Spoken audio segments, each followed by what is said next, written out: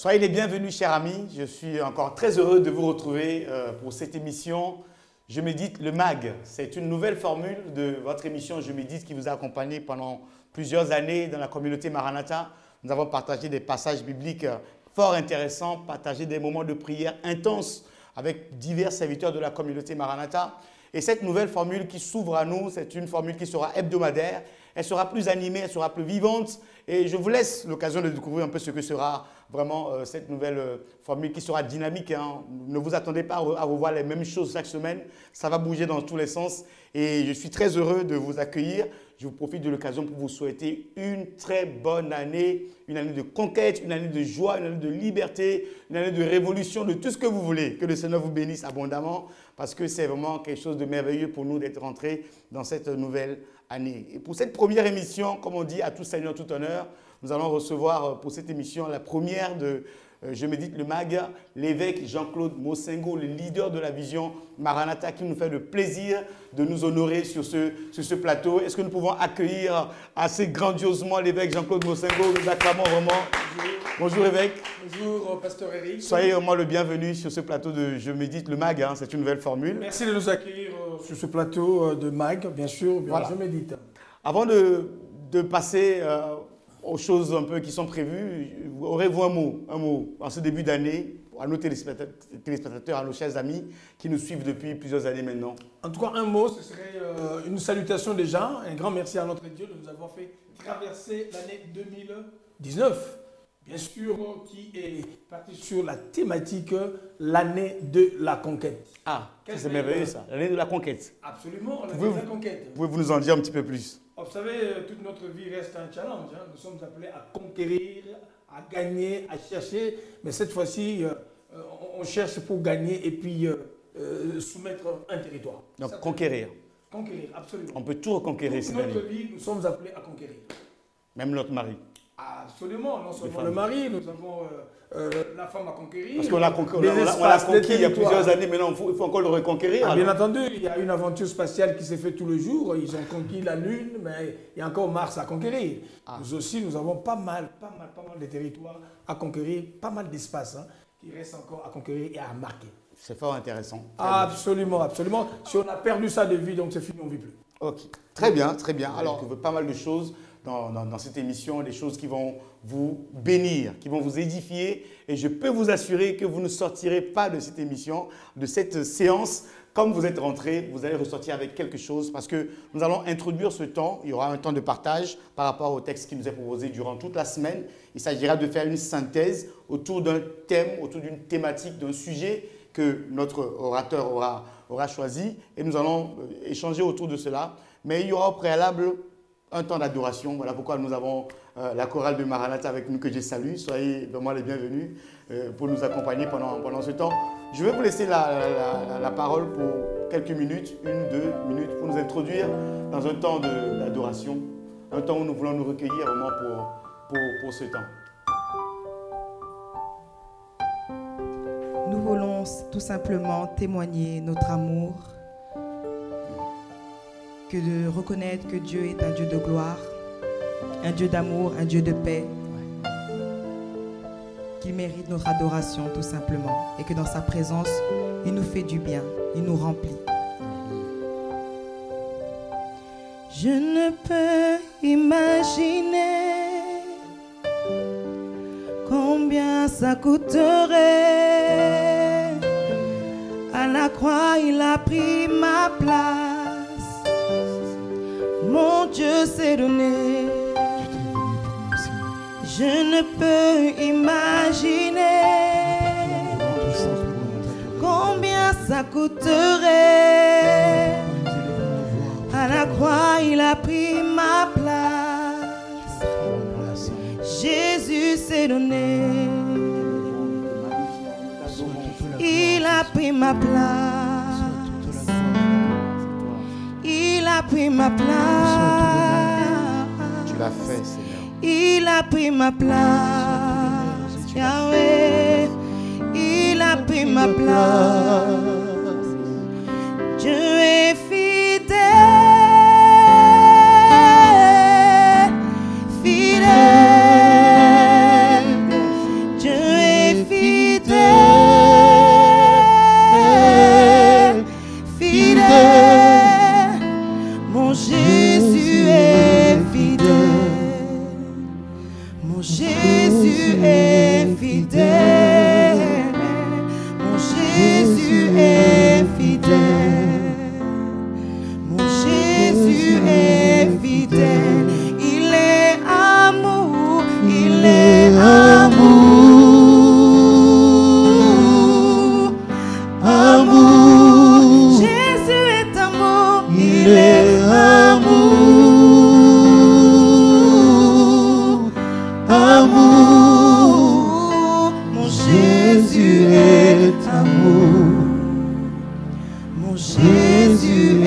est amour. Mon Jésus est amour. Mon Jésus est amour. C'est formidable. Merci, merci. On peut acclamer pour eux. C'est vraiment... Merci. Merci de nous accompagner pendant ce temps, ne serait-ce qu'en maintenant cette atmosphère d'adoration. Nous sommes autour de la parole de Dieu. Le concept de l'émission, nous le connaissons, c'est « Je médite ». Et un texte nous est proposé, une série de textes nous est proposé durant toute la semaine.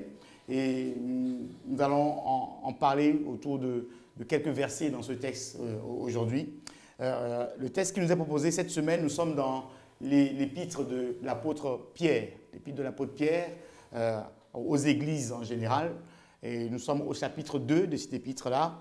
Normalement, les versets qui sont concernés, c'est du verset 9 jusqu'au verset 25, jusqu'à la fin du chapitre 2, ainsi que le chapitre 3 jusqu'au verset 6. Ça, c'est ce qui concerne la semaine du lundi jusqu'à jeudi. Et à partir du vendredi, nous retournons dans l'Ancien Testament de Job, chapitre 8, du verset 1er jusqu'au verset 22. Mais vous comprenez que par rapport au temps qui nous est imparti, nous ne pourrons pas méditer tout ce texte-là aujourd'hui. Donc nous allons prendre quelques éléments et l'homme de Dieu, l'évêque Jean-Claude Mosengo, nous donnera quelques éléments spirituels pour nous nourrir et nous accompagner. Déjà, de prime abord, révérend, quel verset souhaiterez-vous partager pour que nous puissions le lire et l'afficher à l'écran également? En tout cas, la parole de Dieu est très, très, très riche. Je souhaiterais tout partager en fait. Vous voyez, mais étant limité par le temps, on ne peut pas. On ne peut pas, bien sûr, mais il y a un verset, je crois que ça résume tout, c'est le verset 9. Le verset 9 de 1 Pierre chapitre 2. Donc. 1 Pierre chapitre 2. Hein, très bien. C'est ça qui a retenu mon attention et ça nous permettrait de pouvoir partager la parole de Dieu. Je vais procéder à la lecture de ce verset et après on verra dans l'Ancien Testament quel verset l'évêque aura choisi également. Donc 1 Pierre chapitre 2, donc à partir du verset 9, nous dit ceci. Lisons, le texte s'affiche en bas de votre écran. Vous pouvez lire également pendant ce temps. Vous, au contraire, vous êtes une race élue, un sacerdoce royal, une nation sainte, un peuple acquis, afin que vous annonciez les vertus de celui qui vous a appelé des ténèbres à son admirable lumière. Vous qui autrefois n'étiez pas un peuple et qui maintenant êtes le peuple de Dieu, vous qui n'aviez point obtenu miséricorde et qui maintenant avez obtenu miséricorde. Voilà un peu j'ai progressé un peu jusqu'au verset 10. Évêque, je vous laisse la parole pour nous donner quelques éléments spirituels autour de ce verset. En tout cas, ce texte est assez riche hein, parce que j'aime la manière dont ce verset-là commence. On nous parle de vous au contraire. Oui, ça s'adresse justement à une personne en particulier. Oui, justement, parce que quand on parle d'une face et de l'autre, vous au contraire. Donc, on parle par rapport à une réalité qu'une personne est en train de vivre. Vous, au contraire, vous êtes une race élue. J'imagine qu'en fait, on parle d'un peuple qui est en train de fonctionner avec une fausse identité. Là, on traduit l'image d'une personne, la vie d'une personne qui fonctionne en étant sous la terre, mais n'est pas avec la véritable carapace, je dirais, si vous voulez. Il s'agit de qui, par exemple? Vous avez une personne en particulier, un peuple en particulier à l'esprit, évêque? Bien entendu, je parle des enfants de Dieu en l'occurrence. Ok. Certainement parce que nous vivons sous la terre, nous parlons de Jésus, mais dans la réalité, nous ne reflétons pas, parce que cette parole vient vraiment à point. Il dit « vous au contraire ». C'est-à-dire qu'il y a eu une image, il y a eu un témoignage, il y a une manière de vivre, une manière de fonctionner. Vous savez, quand on traverse des situations difficiles dans sa vie, vous savez, quand on est en face des contrariétés, en face des tempêtes. Je ne vous coupe pas, mais on dit, vous au contraire, vous êtes une race élue. C'est un peu fort quand même. Ça frôle le racisme, non? Pas forcément parce que... Parce qu'on dit race élue, ça veut dire que les autres races sont un peu discriminées? Non, vous savez, ça fait partie de la volonté souveraine de Dieu. Dieu, dans sa souveraineté, Il fait grâce à qui il fait grâce, il choisit qui il veut choisir. Et Dieu s'est choisi son peuple, comme il a fait avec Israël. Il dit, j'ai aimé justement Ésaü, c'est ça justement. Oui. Et j'ai haï qui? J'ai aimé Jacob et j'ai aimé Jacob, c'est ça la parole de Dieu, non? J'ai On haï peut voir Ésaü. ça dans Romains chapitre 9. Oui. Comment on peut comprendre? Mais Dieu fait son choix en fonction de la peine. Dieu fait un choix en fonction de la peine. Il est libre de choisir qui il veut choisir et de bénir qui il veut. Alors, c'est assez formidable. Hein? Dieu n'est pas injuste.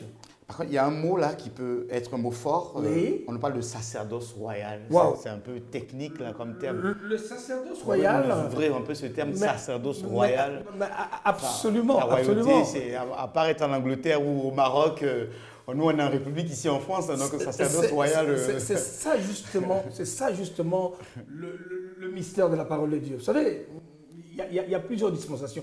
Quand nous servons Dieu, nous avons l'image que je suis toujours, bien entendu, je suis le fils de mon père, je suis la fille de ma mère, j'appartiens à telle famille biologique que je connais. Mais ce que nous oublions, ça c'est Hébreu le dit, il y a 7 verset 12 encore, nous le dit, quand le sacerdoce change, la loi change. C'est-à-dire que quand nous venons à Christ, nous ne restons plus que le fils de notre mère. Donc Dieu nous ramène à un niveau qui dépasse le naturel, c'est-à-dire que nous sommes fils du roi, le grand roi, c'est notre Dieu. Et le sacerdoce en soi, il consiste à quoi? Le sacerdoce, en fait, si tu veux, ça symbolise le service. Okay. Le service. Quand on parle du service rendu à un roi, c'est-à-dire que ça se différencie de la dispensation normale que nous avons dans nos familles. Donc cette race qui est élue est amenée à offrir un service royal. Absolument, à travailler dans la royauté, pour la royauté. Très bien. Absolument. Et continue en parlant d'une nation sainte, un peuple acquis. Ah, ça c'est une nation sainte, parce qu'aujourd'hui, on nous a appris dans nos religions traditionnelles, pour être saint, bon, il faut attendre la mort après 50 ans, 60 ans. Oui, c'est ce qu'on voit partout. Mais justement, il faut remplir remplir certaines conditions. Pour certaines personnes, la canonisation pour certaines personnes. La canonisation, bon, je ne vais pas faire des procès d'intention à ceux qui le font, mais la parole de Dieu nous démontre que nous devenons saints le jour où on rencontre Jésus comme Seigneur et Sauveur. On devient saint. Ça, c'est fort intéressant. Et comme ce soir, ce jour, je dirais même, nous sommes une assemblée des saints. Nous sommes saints à cause du Saint-Esprit. Donc, pour nos chers téléspectateurs qui nous suivent, on peut leur offrir cette possibilité de devenir saint également. Absolument, on devient saint dès lors qu'on accepte de reconnaître Jésus-Christ comme, d'ailleurs la Bible dit, à ceux qui l'ont reçu, il leur a donné le pouvoir de devenir, allez, moi je dirais, des saints. Quand on accepte Jésus, on devient saint. C'est intéressant parce que nous avons beaucoup de personnes autour de nous qui ne connaissent pas ce principe et qui pensent que pour devenir saint, il faut avoir accompli un certain nombre d'œuvres, comme nous le voyons. Mais je comprends parce que vous dites qu'on devient saint. J'aime cette parole, si vous lisez Romains 9, Romains qui nous dit ici, les Juifs ont cherché cette sainteté avec l'intelligence. Okay. Ils l'ont cherché avec leurs efforts. Mais nous, c'est par la foi en Jésus-Christ que nous le devenons. Vous voyez quelle grâce Dieu nous offre à quiconque. La Bible dit, Jean 3,16, voilà, car Dieu a tant aimé le monde, afin que quiconque, le voleur, le voyou, le bandit, le rejeté, le rebut de la société, si tu crois seulement en Jésus-Christ, non, tu deviens saint. Non, mais c'est fort intéressant. Un peuple acquis, et tout ceci dans le but afin que vous annonciez les vertus. Bon, on va pas s'attarder sur ce point parce que je voudrais que nous puissions partir encore dans un petit moment d'adoration avant d'aborder notre deuxième partie dans l'Ancien Testament. Mais absolument, même le Nouveau Testament, ce que vous venez de dire là, ça m'intéresse. Les vertus. Mais le problème, justement, on doit savoir pourquoi il a fait de nous des saints. Moi, j'aime dans ce verset, on nous dit, vous êtes le peuple que Dieu a choisi, parole de vie, pour annoncer les grandes choses qu'il a faites. Waouh! Donc, quand on devient... Nous sommes devenus saints pour quelque chose, bien sûr. Pour annoncer les grandes choses qu'il a faites. Annoncer les vertus. Waouh! Ici, c'est les grandes choses qu'il a faites dans Parole de vie. Fort intéressant. Il nous a appelés à sortir de la nuit. Oui. Pour nous conduire vers la lumière magnifique. Non, c'est quel formidable. Privilège de connaître Jésus et de vivre dans sa sainteté.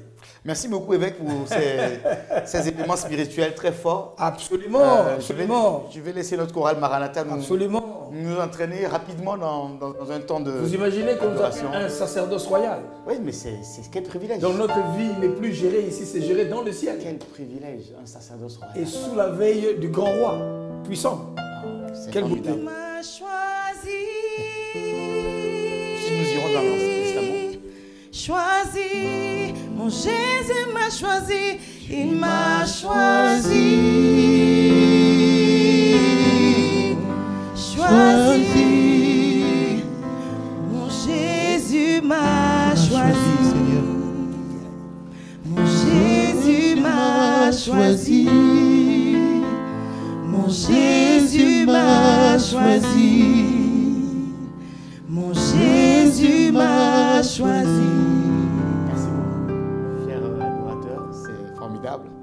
Le second volet de notre émission, Je médite le MAG, c'est consacré au texte de l'Ancien Testament que nous avons médité, c'est ce week-end qui démarre. Donc c'est dans le livre de Job, le chapitre 8, pardon. Nous savons que le livre de Job, c'est un livre très spécial. Hein. Moi, personnellement, je m'interroge beaucoup par rapport à ce livre et j'aurai quelques questions à poser à l'évêque à ce sujet. Mais y a-t-il un verset particulier au chapitre 8, parce que nous avons à méditer tout le chapitre 8, y a-t-il un verset particulier que vous souhaiterez aborder, mon cher évêque? Oui. Vous savez, en lisant ces textes dans Job chapitre 8, il y a un verset que j'ai vu, en fait, qui résume un petit peu la vie de Job, c'est le verset 20. Le verset 20. Le verset 20. Très bien. Le verset 20, Job chapitre 8, verset 20. Je m'en vais donc faire la lecture de ce verset. Et il dit, non, Dieu ne rejette point l'homme intègre. Et il ne protège point les méchants. Il remplira ta bouche de cris de joie et tes lèvres de chants d'allégresse. Tes ennemis seront couverts de honte. La tente des méchants disparaîtra.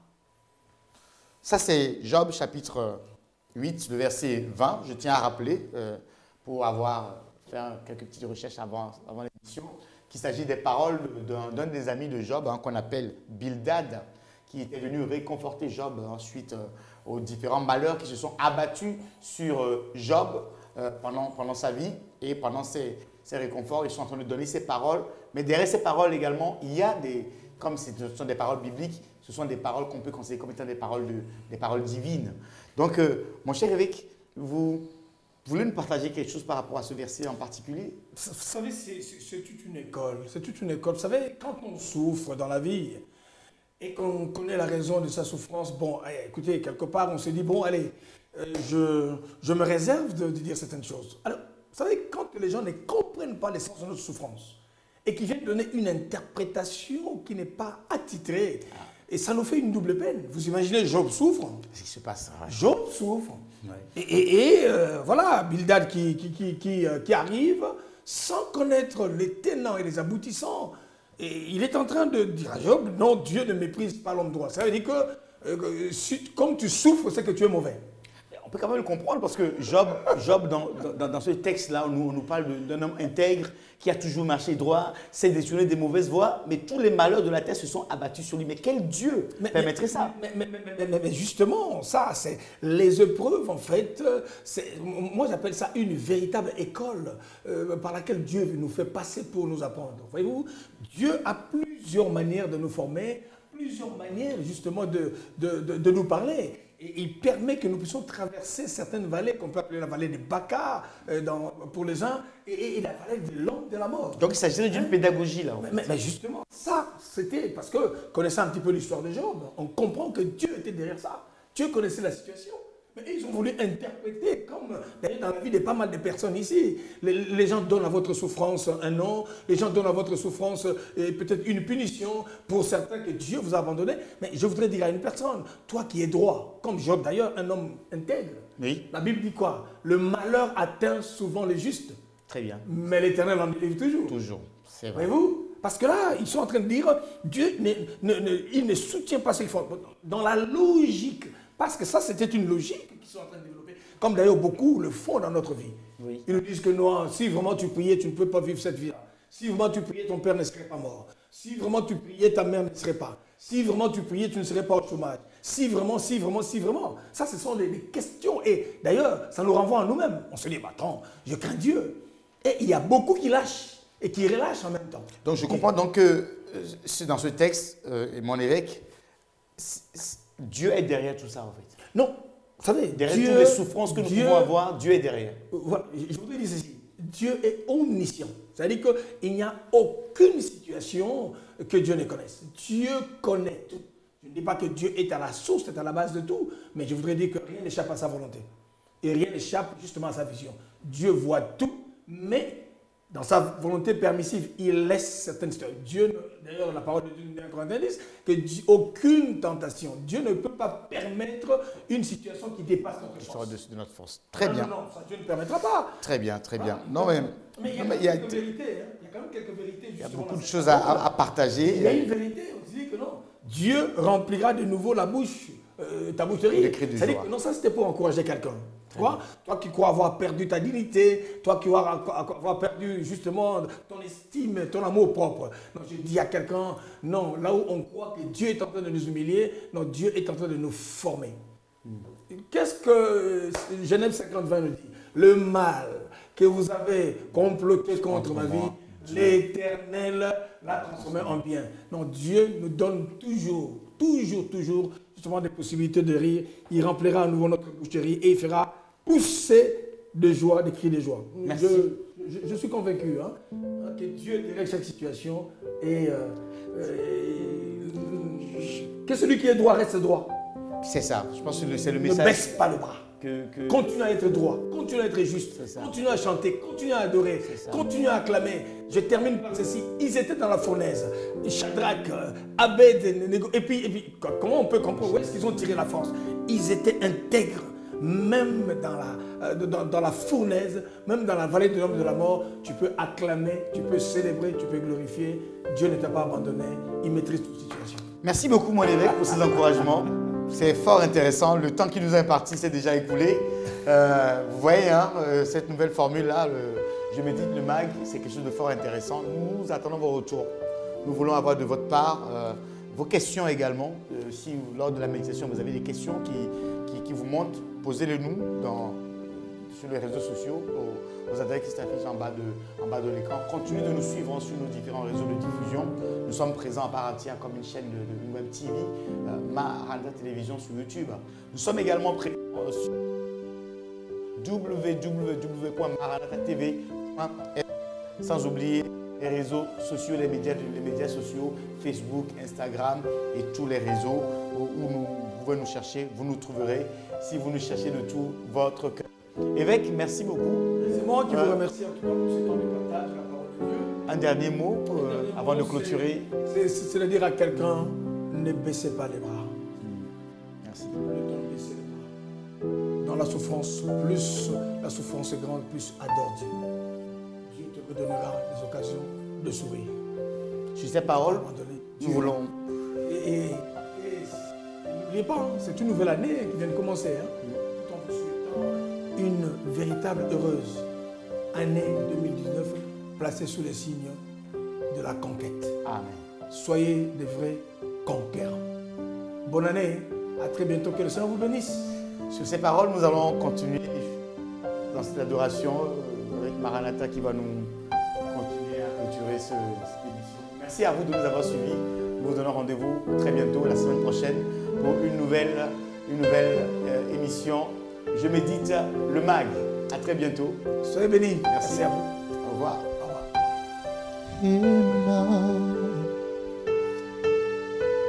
À qui d'autre pourrais-je te comparer dans les cieux et sur la terre, car au plus profond de mon cœur, je ne connais qu'un seul amour, ce Dieu qui s'est sacrifié pour moi, qui donna sa vie pour moi, ce roi qui se suffit à lui-même.